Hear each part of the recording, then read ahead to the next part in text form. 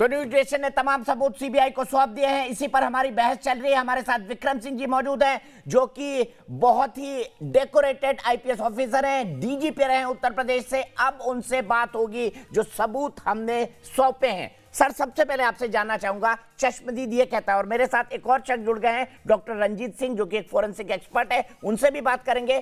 प्रेम जी है, प्रियंका जी है, संजय गुप्ता जी हैं। सर, मैं आपसे सबसे पहले जानना चाहूंगा, क्या अगर कोई 14वीं मंजिल से कूदता है तो क्या उसकी डेड बॉडी 20 फीट दूर गिरेगी? क्योंकि सबसे पहले ये बात चश्मदीद भी कहता है और ये बात वहां के प्रत्यक्षदर्शी भी कहते हैं, जिसके आधार पर हमने इस बयान को दिखाया है। क्या आपके मन में शक पैदा करता है? शक पूरी तरीके से पड़ता है आदरणीय दीपक जी, क्योंकि अगर नेचुरल फॉल से कोई कूदेगा तो रेलिंग से चिपक करके गिरेगा और दीवार के बिल्कुल नजदीक बॉडी आएगी।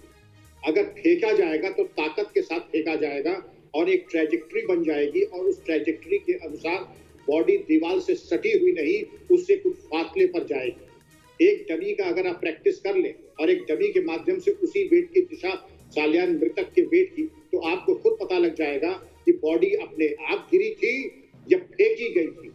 आपने जो आकार के साक्ष्य प्रस्तुत किया है, इसके बाद बहुत ज्यादा शको शुबा की बातें नहीं है। मैं बहुत ज्यादा बातें नहीं कर रहा हूँ, विद्वान पैनलिस्ट बैठे हैं। पुलिस के दृष्टिकोण से जो 5 गंभीर चूकें मैं बता रहा हूँ जी। दिशा सालियान का फोन, सुशांत का फोन समय से फॉरेंसिक एग्जामिनेशन के लिए नहीं भेजा गया, चूक नंबर 1। सुशांत के घर से निकलते ही पुलिस वालों ने कहा ये आत्महत्या है, ऐसा अंधेर मैंने कभी देखा नहीं। अभी आप मौके से निकले नहीं, फॉरेंसिक और इंक्वेस्ट रिपोर्ट देखी नहीं, आपने कह दिया ये आत्महत्या है। नंबर 3, आपने जो आपकी जिम्मेदारी थी टाइम ऑफ डेथ, ये पोस्टमार्टम में आया नहीं।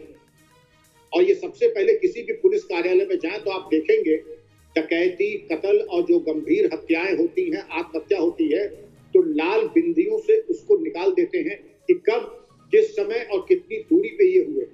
क्या वहां पे समझ में नहीं आया कि एक हत्या या एक अननेचुरल डेथ 8 तारीख को होती है और एक 14 को होती है, दोनों के पारस्परिक संबंध है, उसका ताना बाना जोड़ करके विवेचना करना जरूरी नहीं समझा?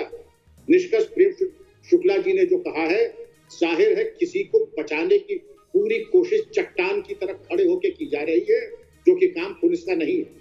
पुलिस का काम यह है कि मुल्जिमान तक पहुंचे। आरोप प्रत्यारोप पे कुछ नहीं रखा है।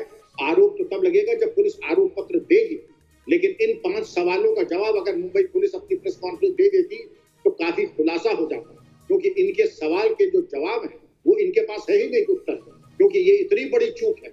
और मुंबई पुलिस ऐसी मोटी चूक करेगी, ये भी अविश्वसनीय है। ये चूक नहीं, ये जान करके विवेचना को डिरेल करने की कोशिश की जाएगी। दूसरा, पैनल पे बैठ करके प्रियंका जी हो या अन्य सम्मानित पैनलिस्ट हो, उनकी बातें धैर्य से सुनना। हमारा मतभेद हो सकता है, मैं सहमत ना हूं, लेकिन आक्रामक और उग्र होकर के उनको बुली करने की कोशिश करना, इसका भी कोई औचित्य नहीं है। आपको जो कहना है, पुलिस, आपने तो कहा ये साक्ष्य है, पेन ड्राइव आपने मुंबई पुलिस को दी, आपने अपना कर्तव्य पूरा किया।